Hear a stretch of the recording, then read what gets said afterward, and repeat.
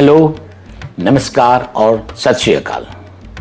Of the record बातों के इस प्रोग्राम में हम आपको विभिन्न सब्जेक्ट्स पे अलग अलग सेक्टर्स से खबरें लेते आए हैं, लेकिन इस बार मैं फिर से उस करंट टॉपिक पे आपसे बात करना चाहता हूं। आपको खबर तो इतनी मिली होगी कि इस कोरोना काल में अपनी मदद के सहारे गरीबों के मसीहा कहलाने वाले सोनू सूद पर इनकम टैक्स विभाग की छापे को केवल एक खबर के रूप में देखा गया, लेकिन इसके पीछे की वजहें, ऑफ द रिकॉर्ड बातें क्या हैं, वो मैं आपसे डिस्कस करने के लिए, आपको बताने के लिए आज फिर हाजिर हूं। इससे पहले मैं आपके सामने क्रिकेट हो, फिल्म स्टार्स हो, सिद्धार्थ शुक्ला की बातें रही हों, गावस्कर और विराट कोहली की कप्तानी छोड़ने वाली बात, सब पर मैं आपके पास खबरों के पीछे की खबर लेकर आता रहा हूं। लेकिन इस बार मैं आपके पास सोनू सूद के उस मामले की तह तक जाने की हम कोशिश करेंगे और जानेंगे कि इस कार्रवाई के पीछे का असली वजह क्या है। पिछले 2 दिन से इसे नाम दिया गया सर्च ऑपरेशन। नागपुर, जयपुर और मुंबई तो है ही, इसके अलावा 6 जगहों पर इनकम टैक्स के छापे पड़ रहे हैं और अब एक विभाग से कहा जा रहा है कि हम उनकी आय के सोर्सेस का पता लगा रहे हैं। अरे, ये तो गजब की बात हुई। सोनू सूद इसी लॉकडाउन के दौरान प्रवासी मजदूरों के एक मसीहा बनकर सामने आए थे। उस जरूरत के समय पे जब किसी को कोई मदद नहीं मिल रही थी, उस समय उन्होंने सैकड़ों, हजारों नहीं, लाखों मजदूरों को उनके घर तक पहुंचवाने के लिए हर तरह के प्रयत्न किए, हर तरह का सफल प्रयास किया। उन्होंने ट्रेन हो, बस हो, फ्लाइट हो, हर तरह से, कार से, हर तरह से उन्होंने व्यवस्था करके और उन प्रवासी मजदूरों को उनके घर तक पहुंचवाया। परसों आईटी के ऑफिसर्स उनके घर रेड डालने गए तो उन्हीं मजदूरों, जो अभी भी उनका मदद का सिलसिला जारी है, उसी लोगों की भीड़ के बीच को हटाते हुए लोगों को और इनकम टैक्स के अधिकारी गए और जाके उन्होंने सो कॉल्ड रेड की। 48 इयर्स के सोनू सूद अपने आप में उन्होंने अपनी एक वजूद बनाया है। एक आज उन्हें दानवीर कर्ण के रूप में नाम उपाधि दी जाती है। ये क्या है?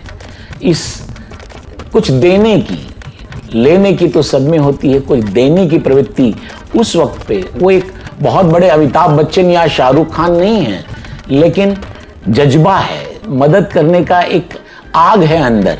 उस वजह से वे हर जगह आते रहे, आगे आए और केवल उन्होंने फोन या ऑनलाइन पे काम नहीं किया, उन्होंने बसों में जाके लोगों को बिठवाया, उनको हाथ से मदद दी, उन्होंने फ्लाइट में ले जाके, ट्रेन में लोगों के बीच ले जाके बैठवाया, खाने का, रहने का, हर तरह का बंदोबस्त उस बंदे ने किया है। जब बहुत दूसरी लहर में हालात खराब थे, तब उन्होंने हर जितना संभव हो सका मरीजों को ऑक्सीजन तक पहुंचवाया। फ्रांस से 18 प्लांट्स भी मंगवाए, ऑक्सीजन प्लांट्स, जो कि विभिन्न राज्यों में भेजे गए। सबसे बड़ी बात तो यह है, इसी सोनू सूद के इस कार्य को सामने रख उस वक्त बीजेपी ने इसकी खूब बड़ाई की थी, खूब कहा था कि देखिए, महाराष्ट्र में जो महाराष्ट्र विकास आघाड़ी की सरकार नहीं कर पा रही, सोनू सूद अकेले कर रहे हैं। तो आज एक तरफ उसकी प्रशंसा कर रहे हैं और अगले ही क्षण अब ऐसी क्या स्थितियां बदली, ऐसा क्या हुआ, ये तो सबको पता है कि वे एक साधारण इंसान हैं और वो किसी के बुलावे पर हर जगह चले जाते हैं।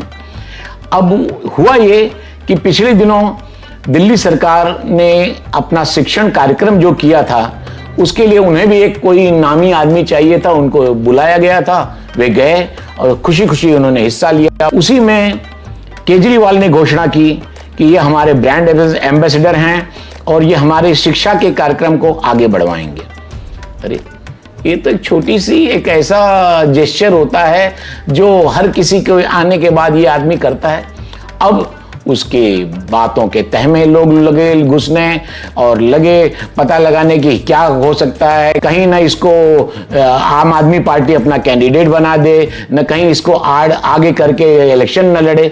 अब बस उसी दिन से तैयारी होगी। लेकिन एक बात आज के सामना अखबार में उद्धव ठाकरे ने बड़ी तगड़ी बात कही है। उन्होंने कहा है कि इस मानसिकता जो है इसको पब्लिक भूलेगी नहीं।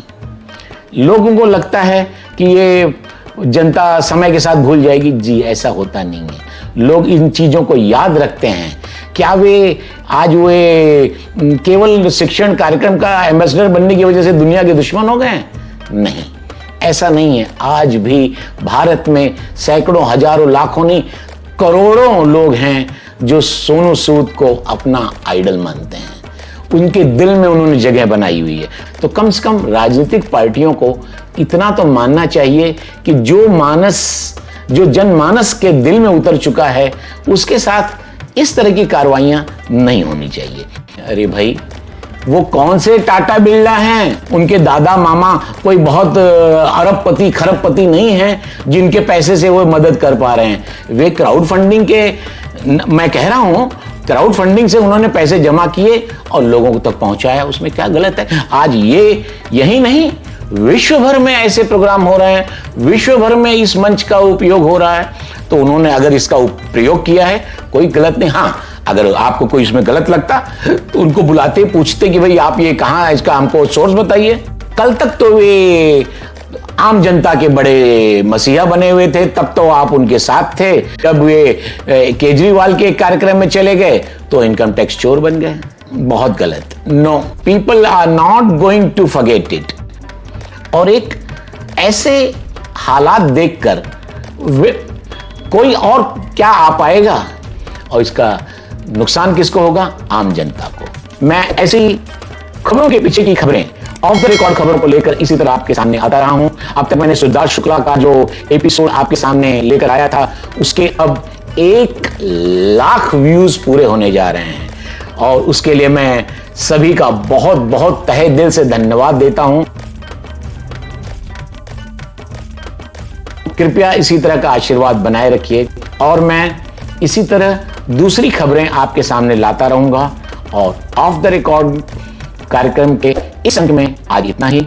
अगली बार मुलाकात होगी, तब तक के लिए बाय बाय और जय हिंद।